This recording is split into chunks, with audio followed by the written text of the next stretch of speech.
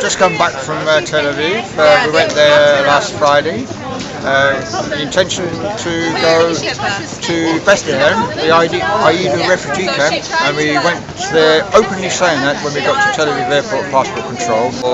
So when we got off the airplane, there was a group of us coming from London, Brits, Irish, and Americans. We went up to passport control. There was a lot of extra security there, and literally the only questions I was asked was, what's your name? What's your father's name? Where are you going? I said Bethlehem. Where are you staying? I told the truth, which is that we've been invited to stay at a cultural center in Aida refugee camp. And then I was pulled over by security, and one by one, all of the people in our group were pulled over. We were taken downstairs to an immigration holding area in the basement, where there was, in addition to our group, there were a number of French and Belgian people who were also participating in this mission. Held there for a number of hours, and then eventually put on a very hot, un-air-conditioned bus with no water and no toilets, which sat outside the airport for 3 hours before we were taken to Givon prison in Ramla, which is an immigration detention center, where we stayed for about 4 days before we were finally deported.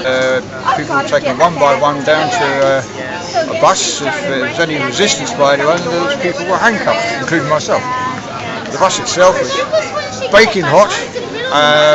Anyway, I don't want to go on about our troubles, but we were eventually taken to prison, where we were for 4 days. We were kept there, although we were never told why we were held in this prison. We were promised a piece of paper one day which would tell us that, and it never appeared. What were the conditions like in Ramla? I would say on the spectrum of prison conditions, they weren't that bad, but on the spectrum of how you can should treat a human being, they were pretty shitty. We kept asking for phone calls. Most people didn't get phone calls until the third or even fourth day. Basically anything that we wanted, we had to demand. We had a woman in our cell who actually was sick. She had very bad diarrhea, and it actually took 4 days for her to get to see a doctor to her satisfaction. Food was not very good. Guards were not very pleasant. We're in prison, so no one was really expecting a pleasant experience. Right. The whole time was very much about kind of not knowing what was going to happen next, having to deal with people sort of barking at you, trying to humiliate you, trying to confuse you, kind of moving you around everywhere, and not ever giving us any explanation about what it was we were meant to actually have done wrong, or anything really. The experience actually was pretty dire. In the early stages it was really, really scary. When they started kind of going for us a bit in the airport, and then again in the kind of truck they took us away in was really scary. It was really dire, and we were left sort of sitting about in there for ages. So they no water, and it was really hot. What you say they went for you? What did they do? When we went for one of the guys, and we kind of all tried to stop them going to get him. Then there was a whole load of, I don't know what they were, soldiers and officials and all sorts of different people going for us, and I mean that was pretty scary, pretty kind of out there.